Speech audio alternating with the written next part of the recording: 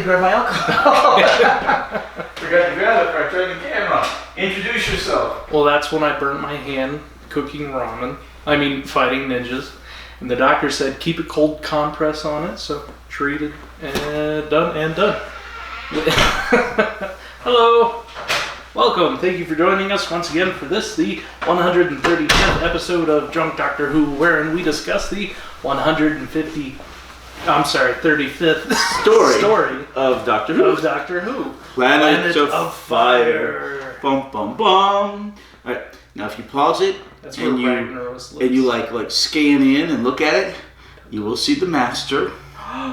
You'll see a pretty young lady. Her name's Perry. And you will see her name is Perry Gilliam. Perry Gilliam? Gilliam. It's pronounced Gilliam, but it's spelled Gilliam. Perpigillium, that's it. Perpigillium. Terry Gilliam. Alright, just put Perry. Yeah. So, new companion, and... my new favorite companion. She's a looker. She's What a debut. The character is American, which is mentioned more or less in this story and honed on very much in later ones, but she is played by a British actress. But unlike some British actors and actresses, she affects a really good American accent or non-accent, as opposed to some of the sketchy ones we saw in the 60s, you know? Mm-hmm. Where it was obvious they were Brits trying to play Americans. I don't know if she spent a bit of her childhood or youth in America, much like the lady from X-Files, who is British but has an American accent because she grew up here in the States. Can't think of her name. But yeah, she did that too. So she affects either a British or an American accent. Oh. Alright, so today is the 6th of November, 2023. Tomorrow's election day. Go vote. Election date. Yeah, tomorrow. Go vote. Midterms? No. What are we voting for? Constitutional amendments for the Texas Constitution. Oh, really? Vote yes on 5 and 7, especially 5, because that gets Texas Tech money from the Permanent University Fund finally. Oh. Which would be really good for Lubbock. They haven't been? No, the Permanent University Fund was set up for 2 universities, University of Texas and A&M, way back 150, 160 years ago. Oh, wow. And they were the only 2 universities at the time in Texas. So now they're finally adding other universities who have reached Tier 1 research status to that. Tier 1 research status. Right, which we got about 10 years ago or something like that. Oh, well, only takes 10 years. Alright. No, it took a lot longer than that. I am drinking Magma Flame. Since we got it. What are you drinking? Since we're voting on it. Well, this will be the very first time any other university gets added. Mike's Harder. Nope, Mike's Hard Strawberry Lemonade. So not very hard at all. It's 5%. So 10 proof. Yeah. As opposed to my 70. Stronger than I thought. It's good. 70's nothing. Drinking 30% water. 70 proof is 35% alcohol. So it'd be 65% other. Water. And cinnamon. Oh, cinnamon. 1% cinnamon. Alright. Okay, so this is a fairly straightforward serial. Should not be a long episode unless we get off track, huh? Oh, we never do that. Oh yeah, right. Okay. So we have the Master. We have Howie as Chameleon, or I've nicknamed him Howelian. And then we have Chameleon as the Master, which is Camaster or Camster, as I've nicknamed it. Okay. There's basically one bad guy in this thing, which is the Master. But he takes over Chameleon, who shows up again just to be taken over. And he's been somewhere in the TARDIS, but they've ignored him for the last 3 serials. Yeah. Only comes back here to die. Spoilers. By the end, he's begging to be killed. Yes. Oh, it's so like sad. Please. It's rare we see. Rough. It's rare we see a companion of the Doctor die.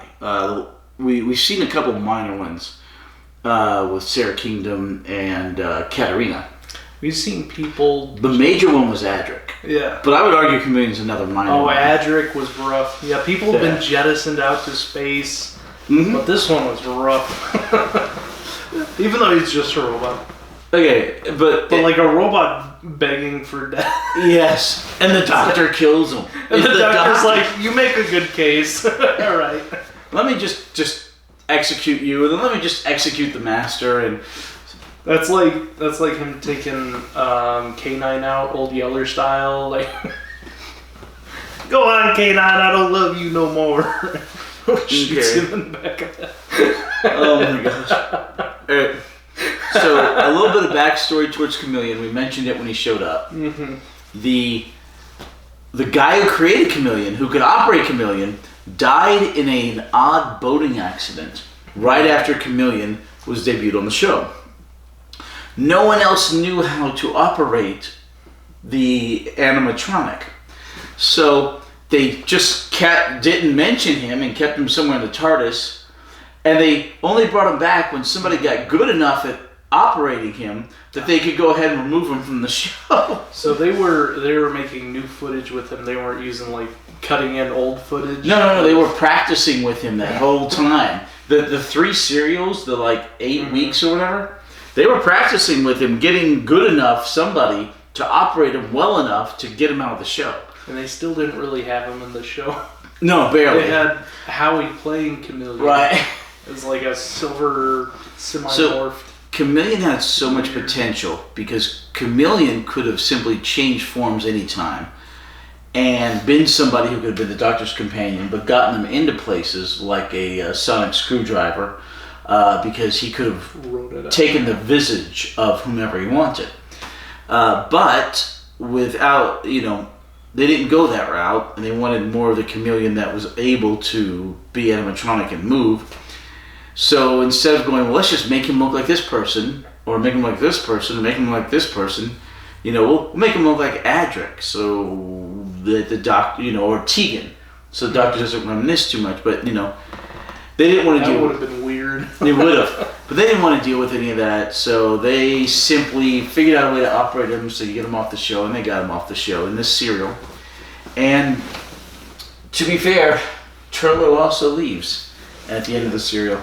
He does. He doesn't die, which I thought was surely going to happen to Turlo of all companions.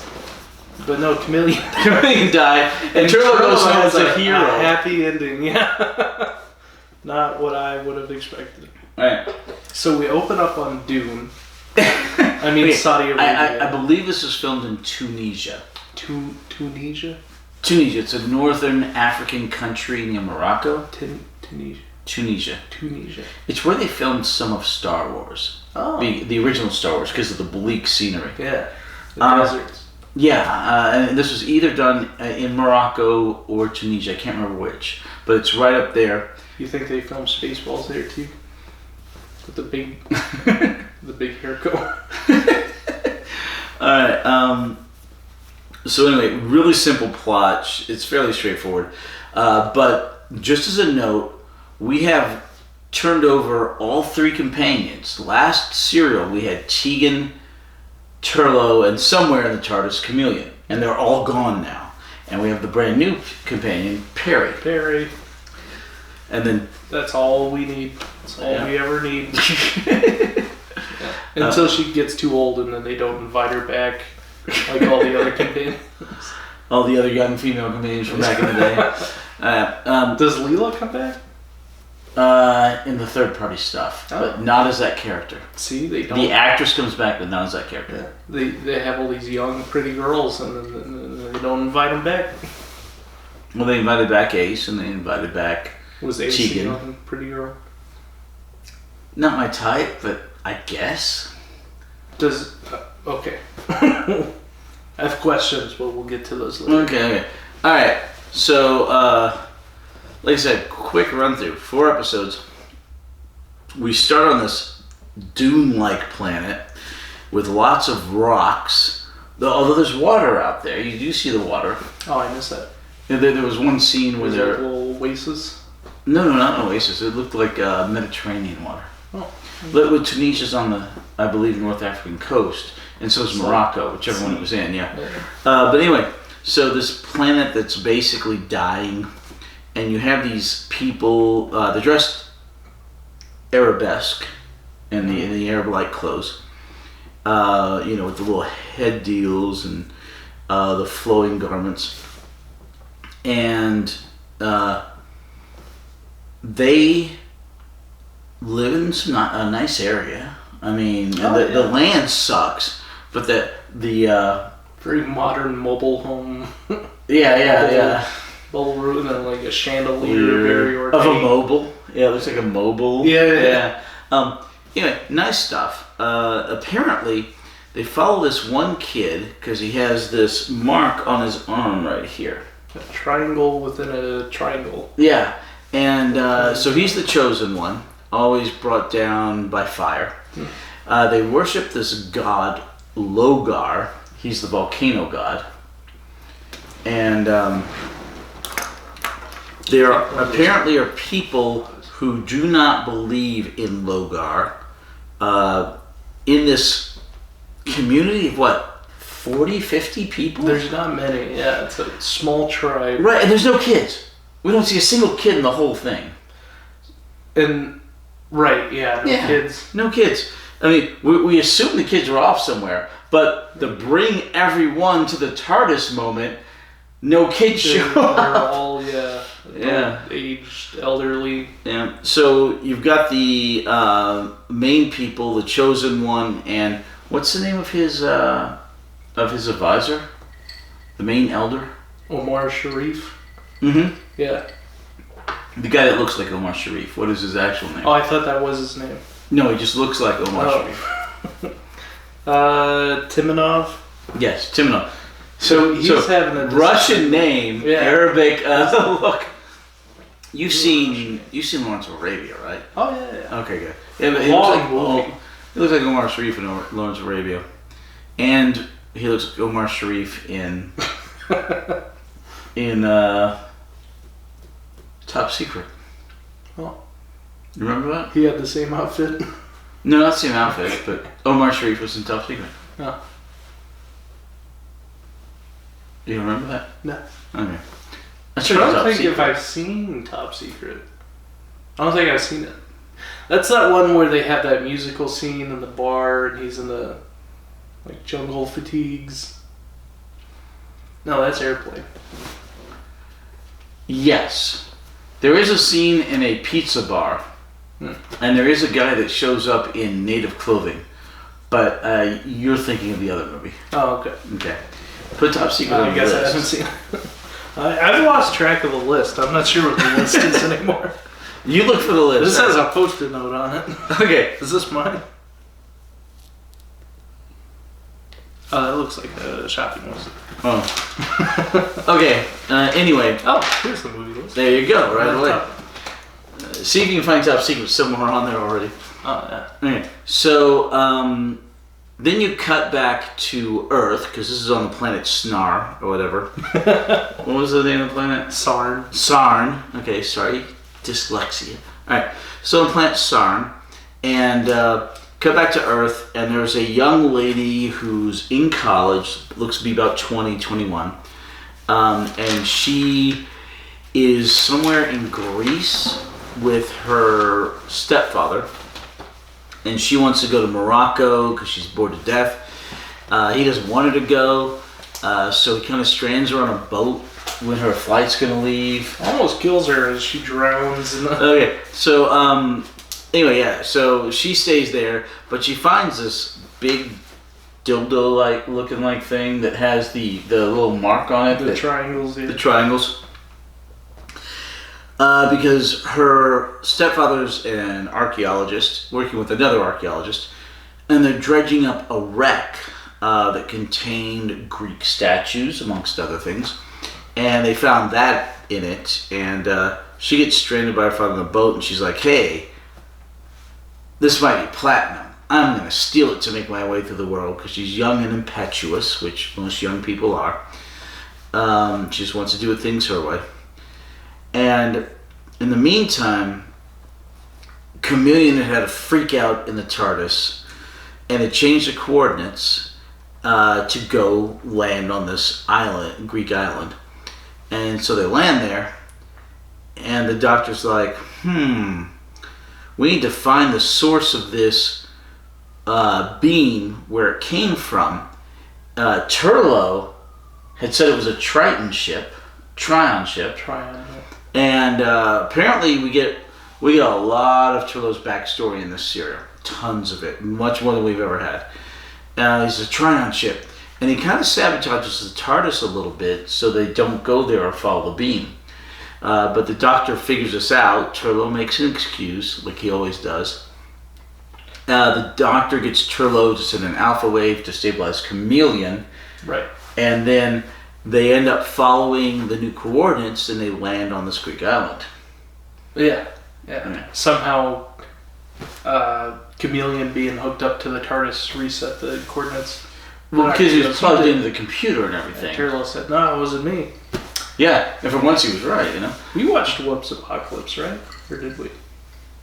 We haven't. How do you spell Malkovich? Malcovich. There may be a K in there somewhere. Malkovich.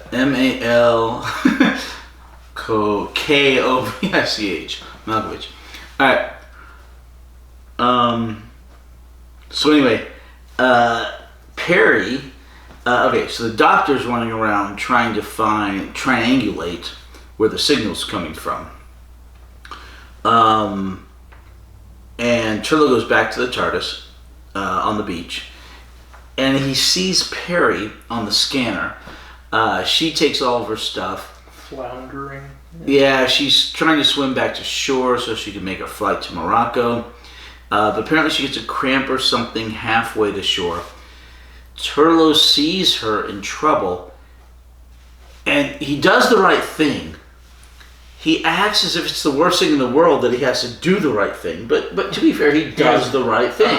Earthlings. Yeah, Earthlings. He goes out, and I don't know if he's a better swimmer than she is, or if he simply... Well, I mean, at least he knew how to actually save somebody drowning, which he did correctly. And the scene is a good replication of somebody drowning, you know? But anyway, so he saves her. He brings her to shore. He's kind of small, so it looks like she weighs about as much as he does, if not a little more. But he is scrawny. Yeah, he's scrawny, short. Yeah, small of shoulder and short. She has broader shoulders than he does by a good bit, and a little more meat on her bones. But to be fair, he picks her up and he takes her out of the water. Mm-hmm. Because I mean, they each probably weigh about $120. You know. Yeah. So, I mean, something like that, yeah. Maybe $125. So he picks her up, he takes her out of the water, saves her life. Then he takes her into the TARDIS, and he takes her to the girls' room, Nyssa and Tegan's room. Right. And he puts her in the bed, and she's like, I'm dying. So you're not going to die. And he puts the covers over her. Now, she was in a bikini, and she looked really, really, really good. And later on, the producers of the show admitted that she was the eye candy for the fathers, for the dads watching the show with their kids. So they would watch the show with their kids, or, like you said, on their own. You saw the ratings go. Doctor Who... And most TV shows like putting really good-looking people in the cast for that very reason. This is no exception. Later on, we get John Barrowman as Captain Jack, and that is a really good-looking guy. And Rose is good-looking. Most of the companions are pretty good-looking. And most of the doctors are pretty good-looking. Yeah. Love Leela. She was great. Green eyes and all. Blue eyes? Well, brown then blue. Okay, so Tegan saves Perry, brings her into the TARDIS, but then he looks in her bag of stuff, because she put all of her stuff into a plastic bag that she was carrying with her, as you do. As you do. And he notices that double diamond symbol. He rips it open. What was it? The stick. The mark of something. Oh, yeah. Mesos, that's it, yeah. And he notices that, and he kind of messes with it. And then the doctor comes in, and he says, hey, the object moved. And he's like, And then he goes, wait a minute. And Turlo had hidden it in his shirt. Yeah. Because he had his, like, swimming trunks or whatever. And I was like, oh, okay, here we go. It's a data core. We'll investigate it. In the meantime, Perry is having a nightmare about her stepfather. That seems to come back from when she was a little child, like maybe 5, 6, or 7. Don't put me in the dark, Howard. Don't leave me alone. Don't turn off the light. And she projects Howard onto Chameleon. Because Chameleon is a bit of a psychic entity and can change shape. But she projects onto him like that. And so then it's the Dr. Tegan, and then Howard walks into the control room. Chameleon looking like Howard. Gone. Turlo? No. Sorry, all right. Dr. Turlo are in the control room, and then out walks Chameleon Howard. Oh, yeah. In the suit. Howilian. In the suit. Well, there's Howilian. Oh, but, and then there's he's more Chameleon Howard when he goes silver. Silver, yeah. No. I mean, I don't know which one is which, but yeah. But anyway, so is that the end of episode 1? So the end of episode 1. I'm pretty sure, yeah, that was it. Oh no, the end of episode 1 is when Howard comes out and Perry's like, "Oh, Howard, how'd you get here? Where are you wearing?" And then Perry comes out and she's wearing a top over her bikini, but you still got all the cleavage. And then so the doctor's like, "Okay, we have to follow the signal." So they end up going to Sarn, right? Yeah. They end up going to Sarn, and the doctor's like, "Okay, wait here, you two." Because Perry thinks that Howard is her stepfather, not Chameleon. And the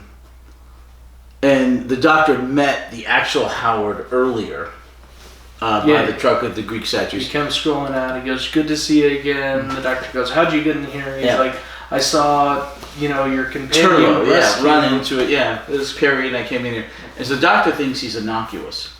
But, so the doctor tells those two to stay in. And he and Turlo go look out at the ruins on Sarn. And so they go out, and then Chameleon Howard's like, "Oh, it is mine. It is mine. I finally have it." He walks around, he pushes buttons on the TARDIS control. Bless you. Thank you. Whew. And then... It's always a twofer. Bless you. Thank you. And then he closes the door of the TARDIS and starts laughing, and Howard turns into the Master. Well, that's end of episode 1. End of episode 1. To see. Huh? To Just a handkerchief.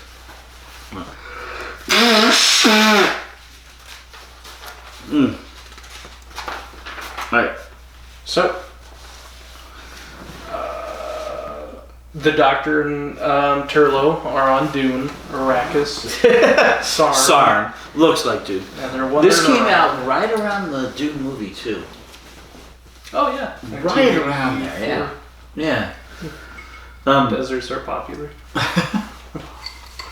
So the Doctor and Turlo are wandering through the desert. Meanwhile, Perry on the TARDIS is not a big fan of hanging out with the Master. Well, the Chameleon Master. TARDIS is mine. Camaster. The Campster's, doing the controls, and he goes, "Oh, I can use Perry as a, I don't know, she's capable. Right. But Perry kind of over controls Chameleon, and it flashes to Howard, Chameleon again. Personality circuit. Yeah. Overloads his personality. And then it flashes to just Chameleon. Right. She's like, "What are you?" "I am Chameleon," and he's like, "You're not safe. He's barely moving. Get out of here. Yeah, you gotta get out of here. And he grabs one of the circuits from the TARDIS and gives it to her, and she runs away. He opens the doors and she gets out. Which one was it? The dematerialization circuit. No. Something. The contraption circuit or something. No.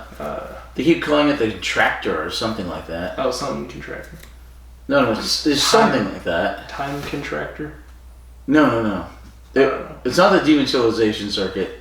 It's not the other one you mentioned, but it's like something. Not the one that has mercury in it. It's the not fluid the chameleon link circuit. Yeah, it's not the fluid link. It's not the translator circuit. No. But he ends her circuit. There's an infinite number of circuits on the TARDIS, apparently. Apparently. Infinite. It's a lot of circuits. So he ends her a circuit, a little circuit board. She runs off with it. Ill-fitted for the climate, I must admit. Except she's scantily dressed, and it looks to be very hot. And Turlo, too, with the short shorts. They were wearing beach clothing, and now they're in the desert, so... But, I mean, at least the Doctor has full pants. The other two don't, but... Oh, and she's like... she's sliding down scree and rocks and mountains and in shorts, and Turlo's got his pasty white legs out there in the sun. So pasty. Yeah. He's very English, or possibly Welsh. I don't know. The actor. But anyway, so they run around, and you have conflict back on Sarn before they arrive, where there are two guys climbing up a mountain to visit Logar, to see Logar, because he's their god, and they don't believe in Logar. And it was mentioned before that unbelievers used to be just sacrificed on the fire. Yeah. Now we kind of tolerate them, but the world went to hell since they started questioning Logar. These two people get up there and they see at the very top of the volcano mountain, they see fields of smoke, maybe a whole ton of volcanic ash, but they don't see a person, because there's supposed to be like a silver person there. Top secret. It was on here. Oh, see, there you go. I'm going to show that to you. One night when we're doing Heroes and Villains. So anyway, they're like, there is no Logar. There is no Logar. They go back down to the city. Maybe I'll show any of it. There's the set of ruins, the set of underground caves. With the exception of the fact that it looks like they filmed in Africa, all the studio sets are pretty simple and basic, you know? What's that one movie where there's the briefcase? No one gets to open the briefcase. Probably a bunch of money in it. No Country for Old Men. There's several different movies like that. No Country for Old Men. Okay. Is that a good one? I hated that movie. Oh, you don't it like won it? Best Picture, but I hated it. Oh, I don't. But there's another one like that where they open the briefcase and there's like Mad World. Well, that was great because it was money. But there's another one where something shines out of the briefcase, and that was a Quentin Tarantino Oh, and they film. never, They never explained what the hell was in the briefcase. They never explained what was in the briefcase. It's called a MacGuffin, and it's just something people go after without any rhyme or reason. But that's the whole point of. That's what drives the plot, is the MacGuffin. Yeah, R2-D2.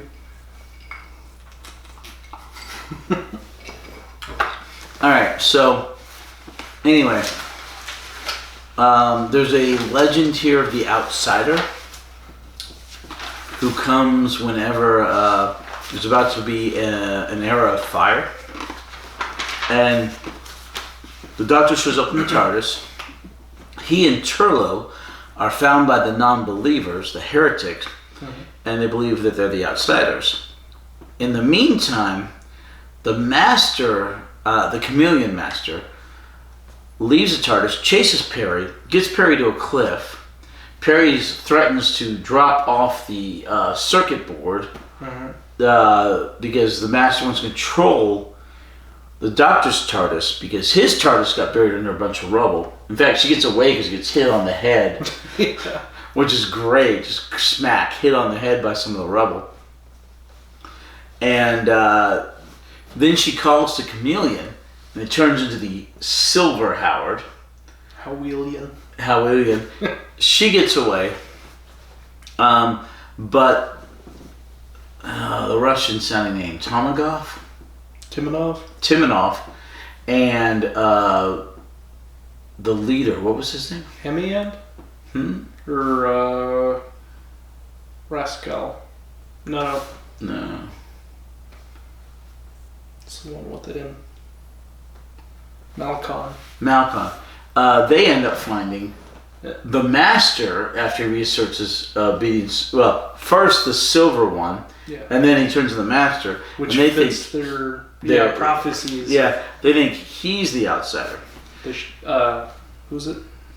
Logar? Yeah. We go the well, they think Logar, he's sent by Logar. Yeah. Shiny and shining radiant skin is the sign right. of Logar. Which turns out eventually to be a fire vulcanization suit. Yeah. So the Doctor and Turlo get taken back to the city underground, and they're like, Doctor's like, look, this place is going to blow up. You guys have to get out of here. I have a ship. I can help you. They're like, well, think about it. He's like, well, think harder. And then he points to like some random circuit boards they have lying around. He goes, where'd you get those? Right? Oh, well, yeah, the Turlo does that. There's like, well, they're gifts from Logar. It's like, he's like, oh, where did you find these? So it's he's very interested in the Trion stuff they have lying around, the symbols. Right, they don't believe they're Trion, and most of them are not Trion. But Melon, what's his name? Malcor. Macon turns out to be Trion, as of course is Turlo. Yeah, although the rest of them turn out to be indigenous peoples. Right. So it's very much like a Leela tribalistic, influenced by sci-fi trope type thing where they had the Trion ship that crash landed. 17. Yes, the 17. 17. What was the other tribe? I don't remember. But their Timonov, the high priest guy, their holy man, has just like random bits of the crash ship on his robe, like little gears and stuff as a necklace. Oh yeah, and the other bits around the neck on that piece. Yeah. So anyway, turns out some time ago that this planet was deemed, think of Australia, as a prison planet. And the shakes your whole house. Is that one of your neighbors? No, it's university's only one house away. Yeah. Somebody driving by with a bunch of bass on his car. Oh, and I told you when we had all the lightning and the thunder. Mm-hmm. Oh yeah, it came through great on the audio. Oh, did yeah, it came through a magnificent. Do you think their subwoofer's gonna come through? Yes, probably will. It's a good microphone. Anyway, so turns out that Turlo and his planet were Trions. Yeah. And the Trions, turns out there was a civil war on his planet, and his father was on the wrong side of the civil war. His mother was killed in it, and then so they sent a bunch of people to this penal colony, but there were indigenous people there, just like Australia. There were indigenous people there, and they were sent to the penal colony, yeah. And the ship crashed, and the only survivor was Marlowe, or Marlon, whatever his name is, who's now the leader. Macon, because he's got that deal. It's the mark of the leader, because all their stuff has that mark on it. So, turns out Turlo, even as an infant, like this guy was an infant, or Turlo may have been a toddler, but he was exiled to Earth. and this other guy was exiled with the father to this planet, but everyone on the ship died except his brother. And, the father's son, Turlo's brother, Merlin. Malcolm. I'm so bad with names. Me too. And so, should we come up with an onomatopoeia? A mnemonic device? Nah, we never see any of these people again. Just think Malcon in the middle. Oh, that's so bad. So bad, you can't forget it. Yes, and it's so bad. Alright, so anyway. So it turns out that it's like some prison planet, and there are indigenous peoples still alive, the remnants of them, and they made up a religion to go with the Trions, who are in the vulcanized outfits, trying to help stabilize the planet, and how the Chosen Ones showed up with the mark, which was a prison mark. Anyway, so the Doctor is trying to help get the people off the planet and convince them, while they believe that he is the outsider. In the meantime, Terminoff shows up with the Master Chameleon, or the chameleon who looks like the Master, and is being controlled by the Master. And Chameleon Master tells him, hey, he's the enemy. He's the enemy of your God. He is bad. Burn all the unbelievers. Kill him. And they start shoving the unbelievers into an oven. You know, like... And they have... yeah, it's a family show. It's dark. Poor taste name for it, too. Yeah, what is it? They'll all die in the Holocaust. Yeah, oh yeah, he mentions that. Yeah, when the Holocaust happened, we talk about the fire, not the oven, but yeah, it's a little cringy. Anyway, so right as they're about to be pushed all into the oven with the fire burning, end of episode 2. Mm-hmm. Episode 3, Turlo, Perry, and Malcon, stupid mnemonic device, alright, show up. Malcon goes in and says, no, we've been blessed by our God. We should not burn him, because he's the only one that can order a burning. And that's what they're saying, and only he can order a burning. But Timonoff is like, no, the outsider comes from Rakos. He has supreme authority and all that. And the Doctor's like, there is no outsider. He's like, this guy's a fraud. He doesn't know your ways. And he's not... Yeah. And, okay, earlier, Turlo had figured out from Perry that the Master was Chameleon. Because Perry's like, I didn't like Howard like this, and I didn't like Chameleon, but I worst of all liked the Master. He's like, you've seen the Master? Mm-hmm. She's like, yeah. He's like, oh, Chameleon turned into the Master? She's like, yeah. He's like, oh. So he told... That's when Turlo and Malcon were at the crashed Trion ship. Yes. And then Perry was running away from the Chameleon. The Master, yeah. And she ran into them at the ship. So you meet up there. That's when they had that conversation. They head back. And she's like, and he's like, oh, we have to warn the Doctor. She's like, no. And he drags her back out onto that horrible landscape. Running out in the desert, and I just got in the shade. Yeah. Which is a good thing, because the Doctor is about to be executed by the Master, who they all believe is the servant of Logon. So not just the outsider or the chosen one, like Malcon was, or later the servant of Logon. Yeah, because he's shiny, right, which is a sign of Logon. And Logar. In the meantime, Turlo had to show Malcon his double triangle thing, other his arm. I love on his mom left arm. tattoo. It's on his left arm. It says mom with a heart. Goes, no, it's a double. It's a double triangle, but no, it's on the left arm. He's like, yeah, I got mine inked by design. Yeah. So he had to show him that, which is how they got out there. People brand themselves with irons in college. And this was kind of like a brand, actually. Yeah, branding. It's so weird. People do it intentionally now. It's what they used to do to prisoners, like pirates. They put the P on the... Did you ever see Harold and Kumar go to White Castle? Yeah. Yeah, where Neil Patrick Harris steals their car and brands the hooker. I don't remember the branding part. I remember Neil Patrick Harris showing up in their car. We'll end up in like the little whorehouse in Texas kind of scenario.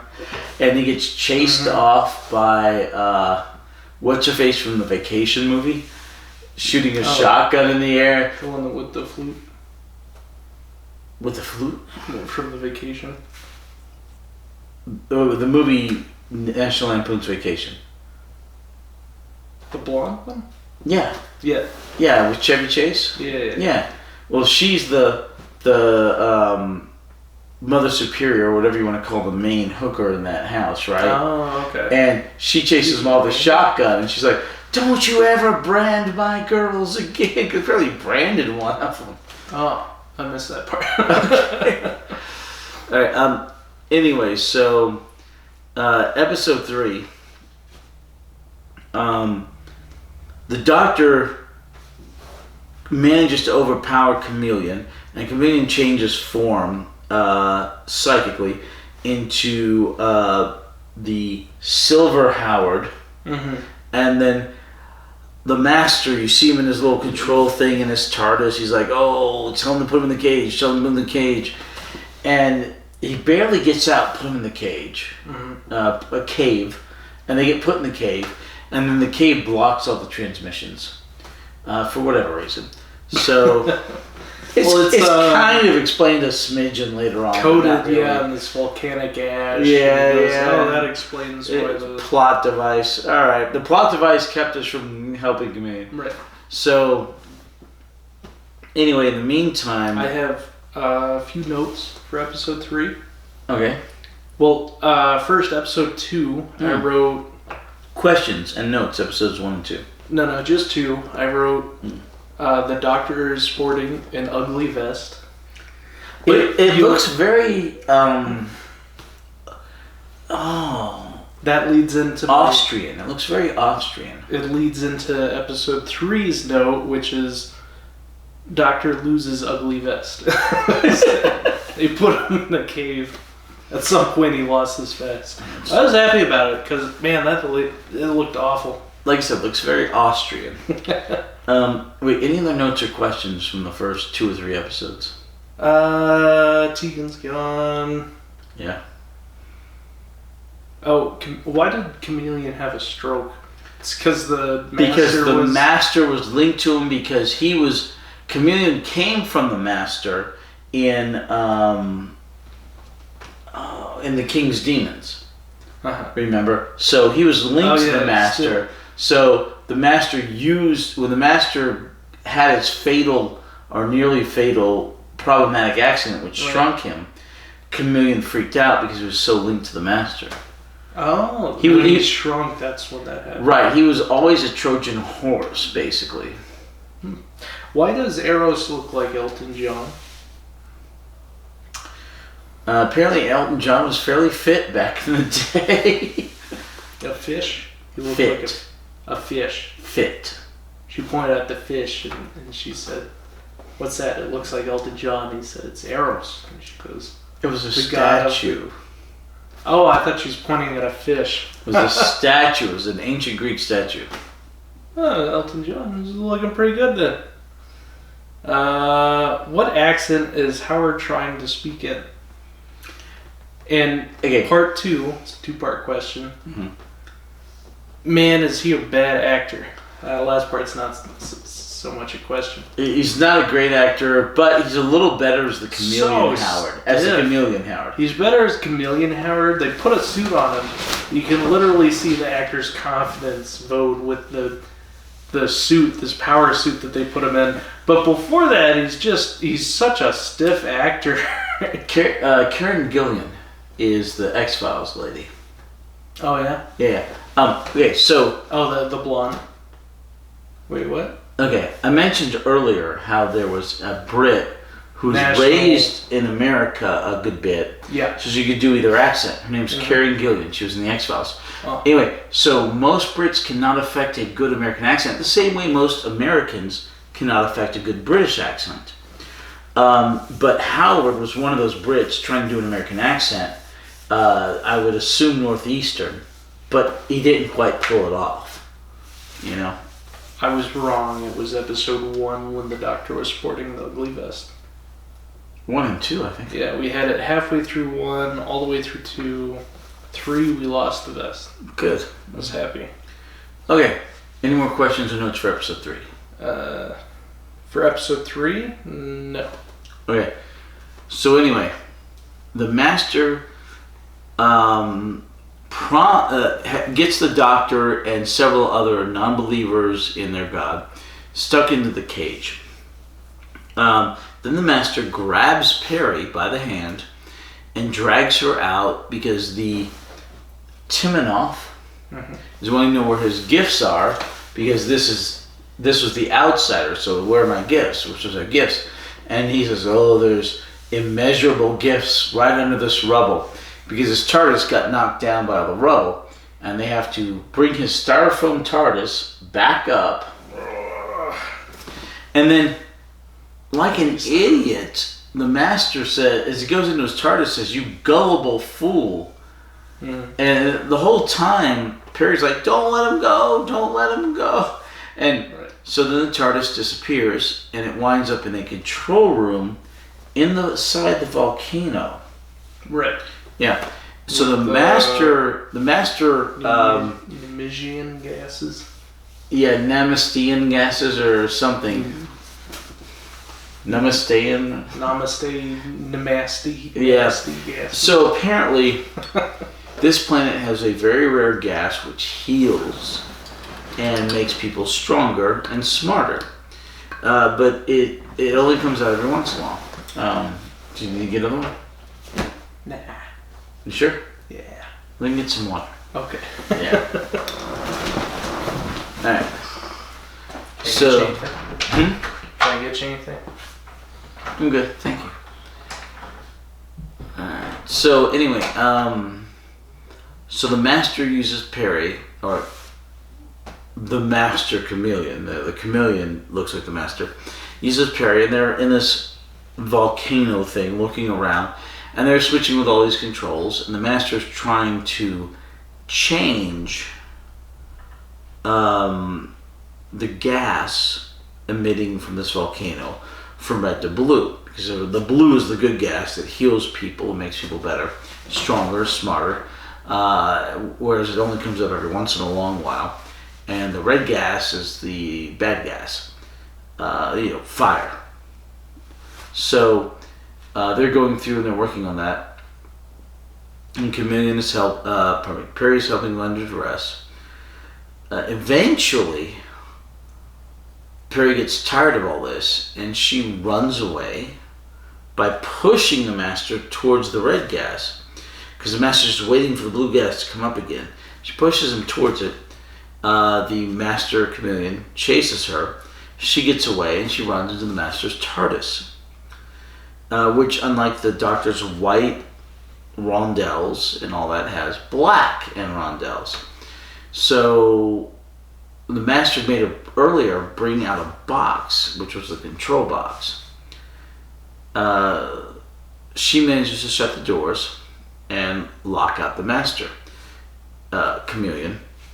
And she's like, well, if this is the control box, I can figure out how to shut it down. You don't have to be Einstein to figure out an off switch. She pulls up the box, and you see a teeny tiny, about this size Master in the box, with the room and all the control stuff you've seen the whole episode. Episode 3 ends. Episode 4, of course, has the recap. Perry freaks out. The box gets tipped over. A bunch of it gets, destroyed. The Master runs around like a little rat. And Perry goes after him with her shoe. With a heel shoe like she would a rat. Then she sneezes a few times. He gets away. He slides into the undercarriage of the console for his TARDIS. Threatens Perry. Perry responds with, "Yeah, good luck with that. You're the size of a rat." Finally, he short-circuits the doors. She leaves. In the meantime, Chameleon had fallen down and turned into Howard Silver Chameleon because he wasn't being controlled by the Master. Perry leaves him, runs out. The Doctor,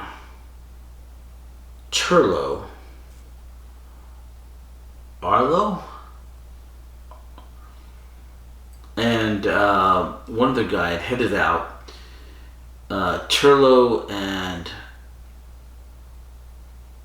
the other guy went to the ship. The Doctor and Arlo, questionable on the name, are looking for the volcano bit. They bump into Perry. Perry says this way. They follow Perry. They go in. And the Doctor is trying to control the flame so that the Master does not have the blue flame. In the meantime, the Doctor had already set up the flame to heal several people there, and the old chosen one, because he'd gotten shot. Kind of sad, but he didn't die. So now they heal him, and they heal a bunch of other people. So the Doctor goes in there. The Master had the Chameleon Master set the box in the blue flame. The Doctor messes with a bunch of stuff and tells Perry, come on in. Tells Perry to flip a switch when he tells her to. Chameleon Master is standing inside the flame with the box. Eventually, Chameleon Master. Well, in the box, yeah. Eventually, Chameleon Master comes out, and the Doctor tells Perry to flip the switch. She does. Chameleon Master goes, falls over, and turns into Chameleon. Yeah. Eventually. Also, he's just like, just put me out of my misery. Yeah. So rough. Yeah. So he eventually is like, I'm horrible. I can be controlled by people. I'm sorry. And put me out of my misery. And the Doctor literally kills the companion. He picks up the shrinky ray. Yeah. And shrinks him. And then you just see this little spark come out of his little G.I. Joe chest. It's so sad. And then we have the Master of the Box going. Yeah, with the blue flame. The Doctor flips the red flame. And he told Perry to go into the TARDIS. Mm-hmm. Doctor flips to the red flame, and the Master's like, "I will kill you. I will hunt you to the ends of the universe 1,000 times. Oh no! Won't you have pity on me, one of your own kind?" And the Doctor just watches, stands there, doesn't bat an eye. Modern Undead. Modern Undead. That's when the Master was talking about how he was out of regenerations, right?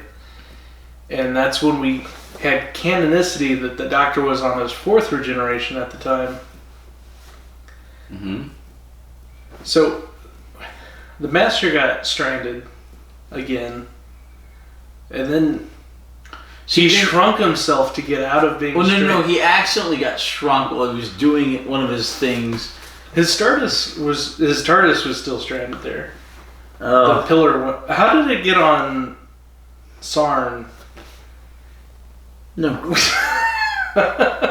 No clue. There's a bit of a gap here, yeah. Oh wait! And then the Master got probably a link with Chameleon. The Master got shot off into oblivion during the yacht racing. Yes. How does he keep coming back? Enlightenment. He's the Master. He always got banished in Enlightenment. Oh my gosh. Okay. And then he shrunk down real small to sneak out of being banished. I'm gonna take a leak. You finish off the cereal, and then I'll answer the rest of your questions when I come back. The Doctor, shooed Perry out so she wouldn't have to see the Doctor kill the Master without batting an eye, which was pretty brutal. And then after the Doctor stands there and watches the Master die, which is, not the James Bond villain trope. If just one of these villains would do that to the Doctor, the show wouldn't be over. But once the Doctor's satisfied, he stands there, he watches the Master get vaporized. Then he walks off and he reconvenes with Perry and Turlough. Turlough's like, hey, I called the evac ship, and the Doctor goes, oh, that's great, well, goodbye. Just runs off without him, and Turlough follows him to, actually say goodbye, and then the escape ship shows up, or the rescue ship that Turlough sent a signal for, and everyone's evacuating the planet because the planet's going to, the volcano's going to erupt, which is going to basically wipe out all life on the planet. So everyone's loading up on the Trion rescue ship that's going back to Turlough's main planet, and Turlough is conflicted about whether or not he should get on the ship and go back to his home planet or stay with the Doctor. And the Doctor, since this what do you call it, trepidation, and then the captain of the Trion rescue ship also shows up. He goes, oh, here things are different, political opponents aren't prosecuted the way they were, there's no more civil war, you're not a prisoner anymore, you'll be welcome back. And Turlough goes, oh, well, in that case, I guess I'll go with you guys. And the Doctor's like, yep, bye-bye, and except he doesn't say goodbye, he just leaves, as the Doctor does. And then the Doctor turns to Perry and goes, well, we better get you back home. And Perry was like, oh, man, I was just wanting to not do that. Go back home. I have 4 months left on my spring break, apparently, Christmas holiday. 4 months is a lot off of school. I guess it's right in between semesters. And she's like, I have 4 months of my vacation. I was wanting to travel the world. And the Doctor's like, well, you're wanting to travel with me, aren't you? And she goes, oh, yeah, that's pretty cool. You get to travel through time and space. And he goes, well, I guess since you're very attractive, that'll be okay. And we have our new companion, Perry, and they take off in the TARDIS. And right as they take off, it lurches, and the Doctor just looks at Perry and goes, welcome aboard. And end of episode 4. All right. Do you have any questions or comments about episode 3 and 4? So, you remember with Nyssa and Turlough, when we first picked up Turlough, they're like, man, let's get out of here, let's have a vacation, I'm worn out. And Nyssa watched like her dad die or something, and she's like, yeah, I could use a vacation. Turlough is like, let's go to my home planet, we'll have a vacation. You remember that? Yeah.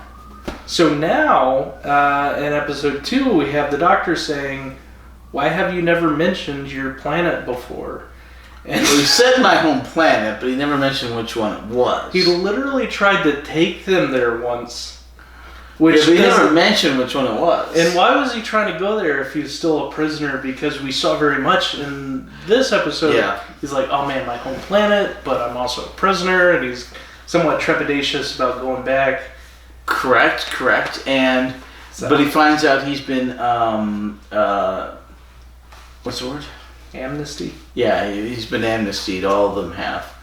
Yeah, so he's no longer a political prisoner of war, but it kind of feels like a plot hole where he's like, hey, let's go to my home planet, have a vacation.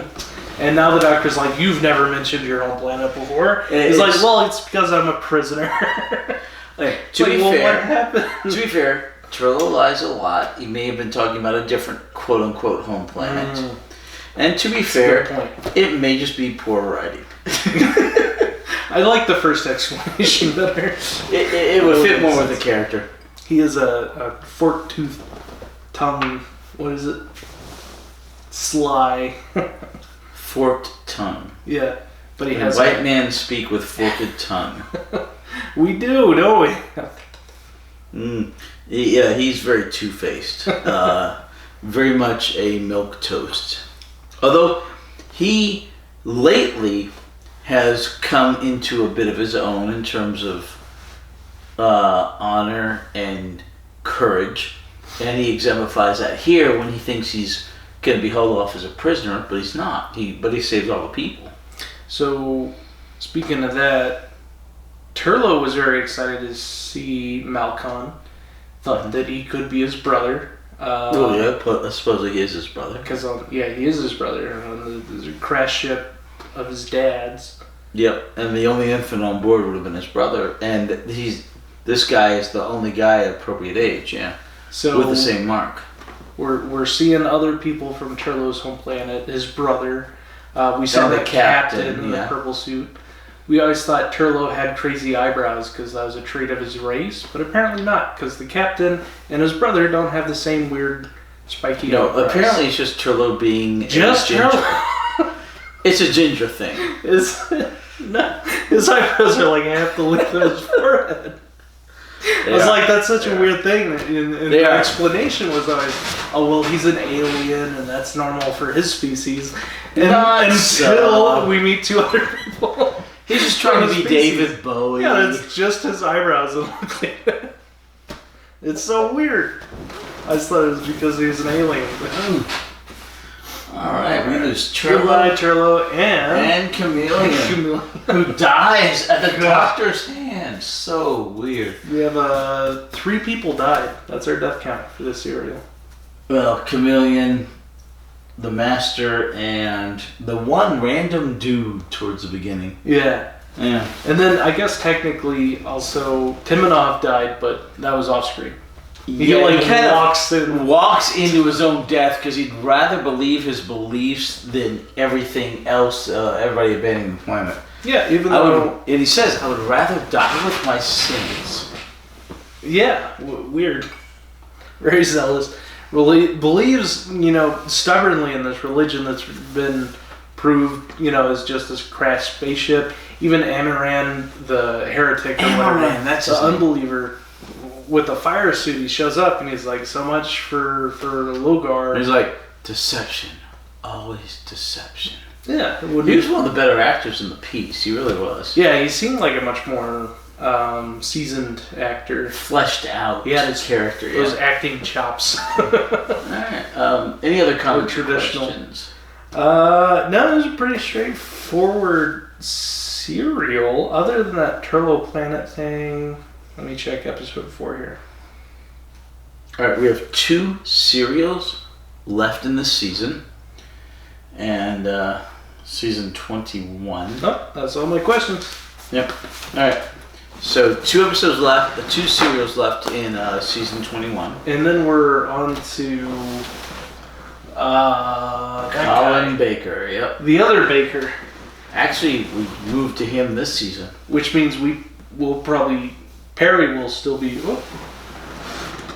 Lost my Band-Aid. Yeah. What the heck did you do to your hand? I burned myself making ramen noodles. I mean, fighting ninjas. You burned yourself making Okay, yes. My hand on the burner. I got 1, 2, 3, 4, 5. Oh my gosh. Yes, Perry stays on into the next Doctor. Into the 6th Doctor. Okay. Which is sad. Otherwise, she would have been a very short companion. She has so little time with the 5th Doctor, which is so much better than the 6th, yeah. You mean the other Baker is the 6th? Yes. He's not good. She has better serials. Okay. They try to go darker, and it doesn't really work. Davison. Oh, okay. Oh, Baker's a darker Doctor. Darker. And it doesn't really work. Lots more death counts. And 6 Doctors later, they try to go darker with the 12th Doctor, Capaldi, for the first season. Turning into it doesn't really work. Quite an adult show. Well, yeah. Do you think the new Bad Wolf stuff will be darker? I think it'll be better. Whovian? I think it'll be better. Is darker better? Darker is usually sometimes. But that stuff comes out later this month, into next month, and then into next year. Huh? Here or there it comes out? Well, yes. The 3 specials starting about November 23rd, the anniversary, and then going into like December 1st, December 8th, something like that. And then you have the Christmas special 2 weeks later, and then in the early next year you have season 14, probably series 14. What's the delay from like Europe to North America? I don't know with the new Disney stuff. Oh yeah, that's good. Yeah, the new Disney stuff, I have no idea. It could be hours, it could be days. Yeah. Who knows? I won't watch it on Disney. I will see it when I buy it on Blu-ray or DVD. Yeah. Perry in 4K, by the way. Yeah, great new companion. She's a looker. She really is. There's no way around that. I still like Lilo more. She was also a looker. Lilo kill people straight up. Yeah. With the little Perry's much more of a doctor. Lilo had the little thorns, Janus thorns or whatever. Janus. Janus thorns. Sounds like poison. Yeah. You know your mnemonic device for Janus thorns? Because it sounds like anus. Yeah, I don't want to think of her and anus at all. No, just the anus thorns, but with a J. Janus thorns. So next time. The Caves of Andronazi. How do you spell that? Yep. What? Caves of Andronazi. Caves of Andronazi. Join us next time. You know how good it is. Yeah. Or tune in next week to find out how good it was. If you haven't seen it. Because this one was pretty good. I rate this one a... It was. There was a good bit of filler, but it was good. 6.5 out of 10? We have not rated these. We've gone Oh yeah, we do our every... season. We go pick and then every Doctor we pick the best of them and all that. Oh, this season we're doing the best of this season and the best of Davison. Season. So do you want to include the bit of the season that's the Sixth Doctor with the next season? Oh, so we don't get it. It doesn't go to the next Baker right at the season break, right? Correct. Oh, okay. So first we'll do the best of this season, and then after Davison turns over, then we'll do the best of Davison's. Okay. Sounds good. How you normally do that? Yes. Sounds good, but it's absolutely irrelevant because the single serial that the Sixth Doctor has in this season is horrible. Oh, it's terrible. It is. You might as well just not. Yeah. But the twin dilemma. We'll find out the twin dilemma. Yeah. So we'll do this. Doppelgangers. Okay. We'll do this season at the end of this Doctor.